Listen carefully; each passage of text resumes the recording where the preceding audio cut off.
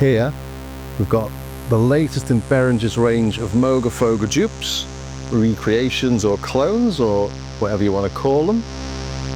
This one is the Clusterbox, which is obviously based on the Clusterflux from Moog, which is sitting next to it. And this is renowned for its chorus effect. But what I'm using here is the flange mode. And Billy Currie, who played keyboards for Gary Newman, and Ultravox was famous for using a flanger with his Odyssey. And that's what I'm recreating here, using the GeForce Odyssey. So we've got the same controls on both. You can hear there we've got an LFO on the delay time. This is effectively wiggling this knob here. So let's do it. Add the amount. Increase the rate.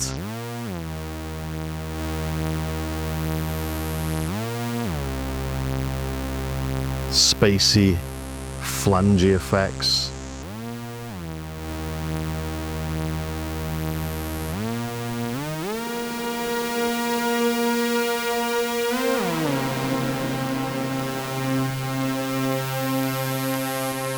Got different LFO shapes. Triangle, square, sawtooth,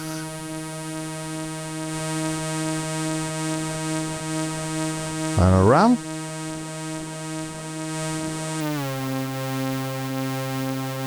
And sample and hold.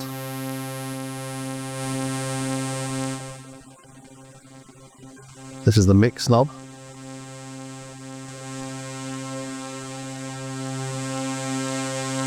So it's doing all those lovely flangery effects that you would expect, plus a lot more.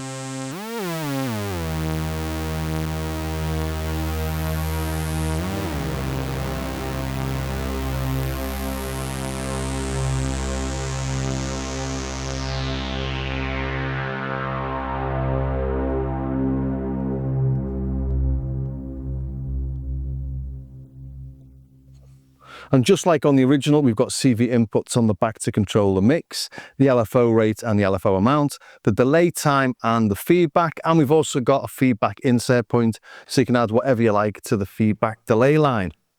There's also MIDI control of all the settings. The manual isn't online yet, but I'm imagining it'll be similar to the Moogerfooger.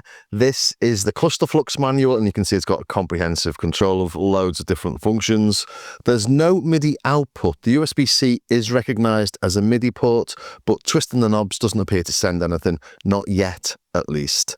And internally on the Clusterflux, you could change a few configuration settings, like changing the phase of the second output using some internal dip switches, and here they are in the Behringer. So again, I'm assuming it'll be the same and you'll be able to change the configuration on this as well. But we'll know more when the manual's online. So far, so good. It's a really nice little flanger pedal.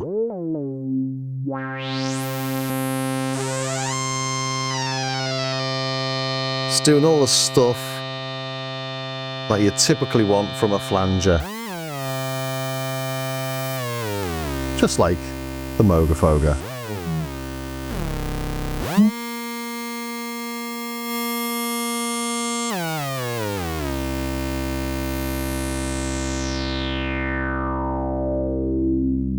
But that now brings us to the main event, I think, which is the chorus. Flick over to the chorus. Let's just take that amount off for now and the LFO down, feedback down. Turn that up an octave. So even without the LFO, we're getting some nice widening of the signal, but it does invert the phase of one side, so careful with your mono mixers. We do have a drive here and an output level. I'll show the drive in a second on another tone. But again, if we take this delay and we modulate it, we get those much richer sort of chorus tones. So let's do that with the LFO.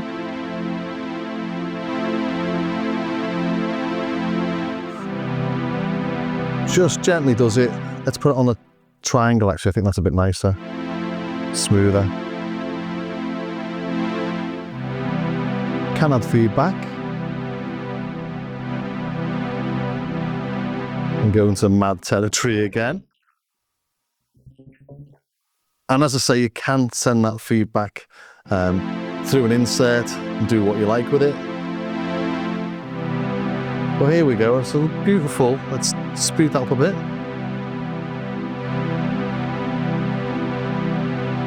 Like a Juno Chorus 2.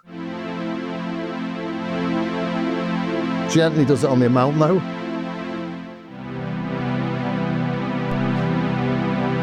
Staggering difference, that, isn't it? Hence the Clusterflux being so renowned.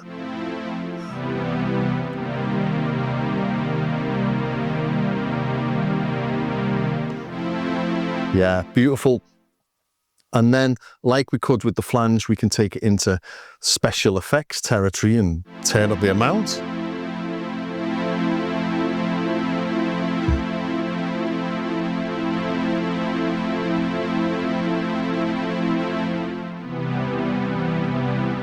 Why would you do that, you think? Well, you can do things. This will MIDI sync to tempo so that we could do stuff like, I don't know. Let's put that on a...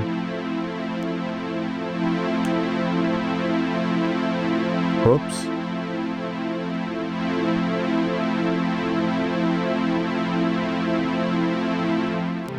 In fact, let's put it onto a square to sort of demonstrate the point.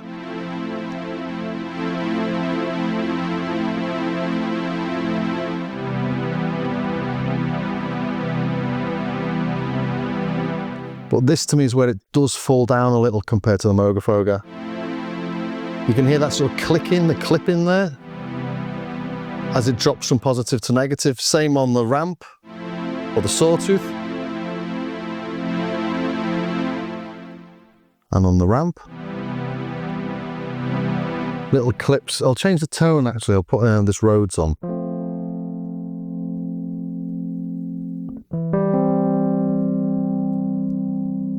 Those little clicks.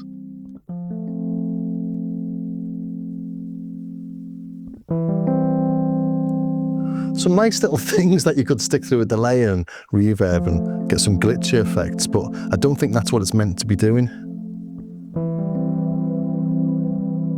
So I'll just try the same thing on the Moogerfooger.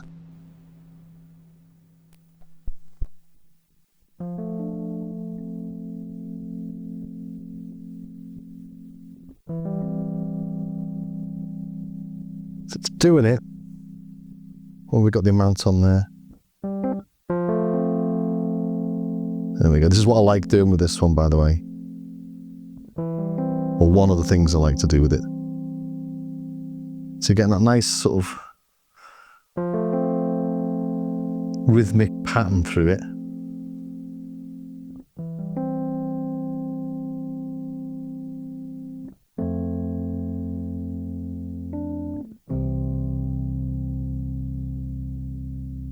If we do that with sawtooth, a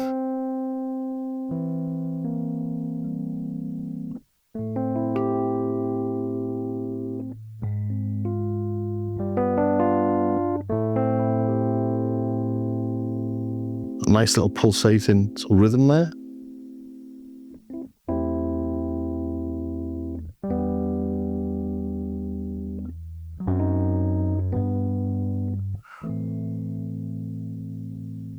But if I try that on the Behringer,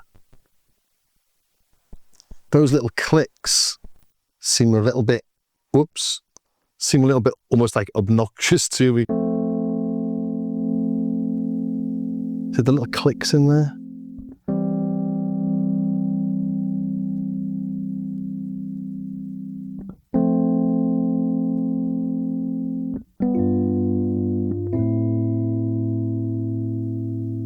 It's got a nice little effect happening in there, but there's the little clicky bits seem a little bit wrong.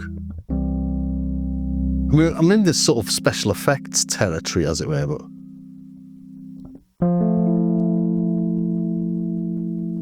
just doesn't feel right.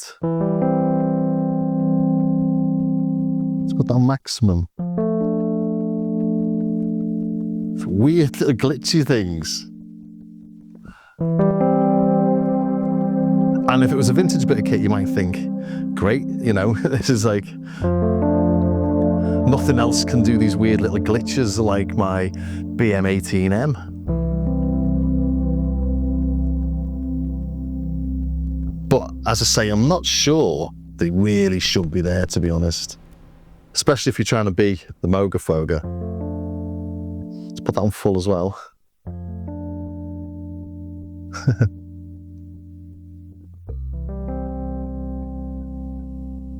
So it's doing something completely different there, isn't it? Are we on the same? No, let's put it onto the square. Maybe that'll help. Still doing something odd. You can actually hear the slope of that almost, can't you? Go from positive to negative, but you don't get the little clicks.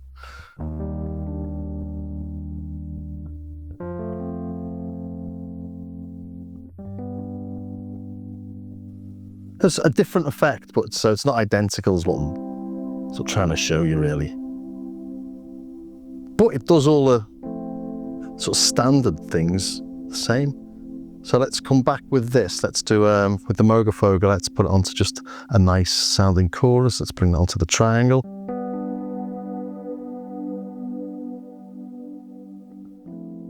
Take that off, put it on, bring the alp up a bit.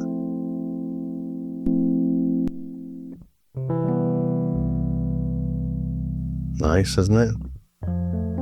I do love this thing. Let's turn it down a bit.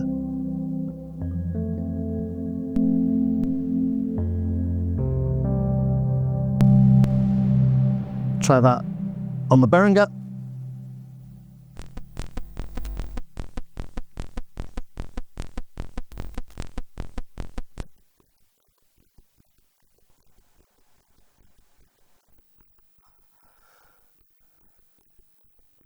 So let's turn that down. Let's bring that to the triangle, the amount down, and the rate there about.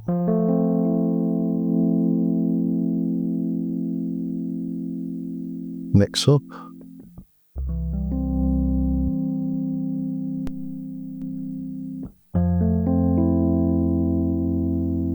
So for all your standard, say standard, nothing standard about a Moogerfooger Clusterflux chorus. You're still getting all this. And let's take a quick listen to the drive circuit next.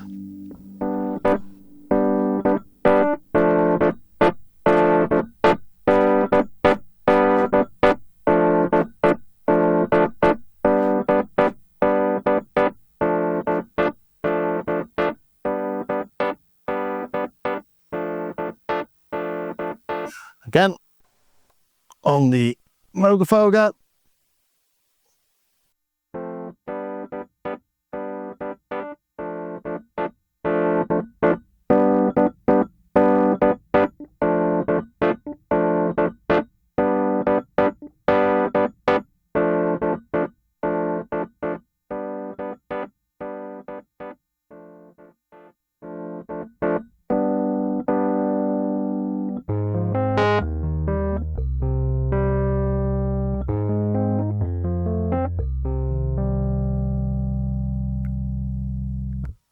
Nice. Again, I think it's a little bit smoother. Again, always seems to be on the Moog compared to the Behringer when it comes to the distortions or overdrives.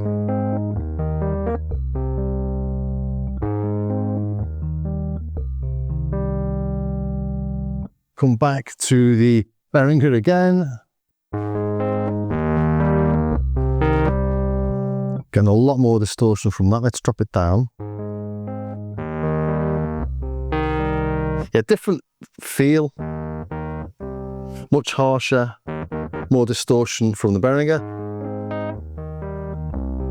Is that like less headroom maybe? Both got exactly the same signal coming in. One more time on the Moog.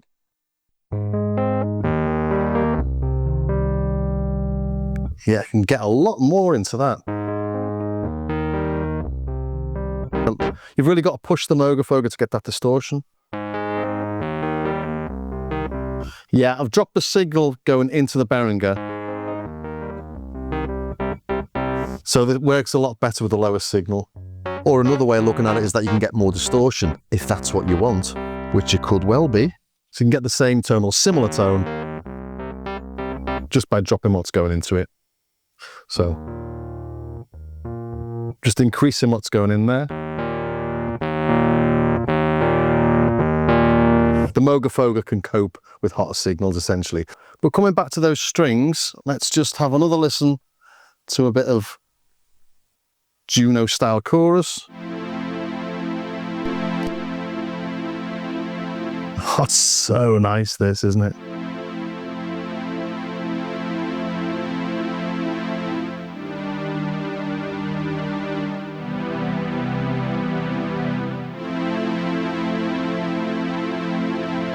Just to show you that the Behringer is doing the same thing.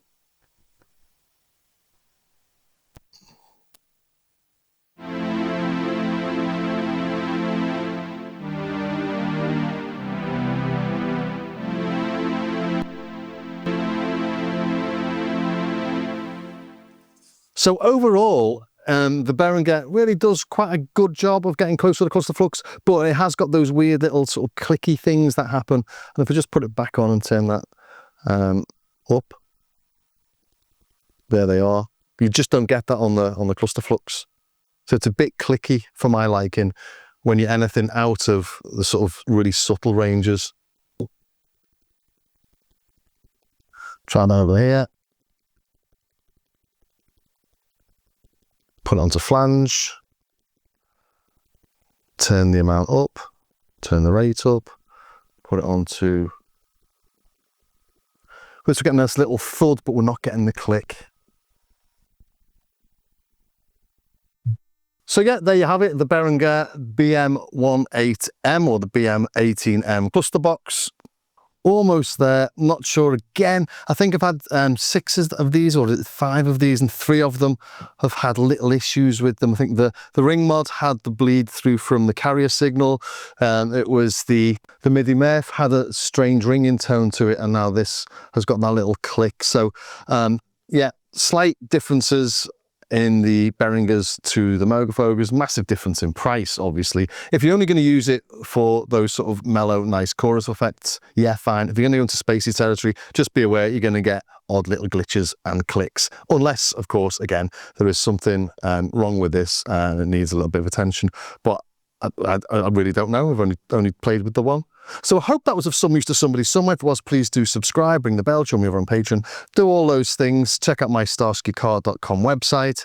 There's patches, samples, things to download, free stuff and cheap little bits and bobs on there as well. Always nice if people buy little bits, because it all really does help to support the channel. Helps me to stay independent and buy things and test them for you. So thanks very much for staying to the very end, and I'll see you next time.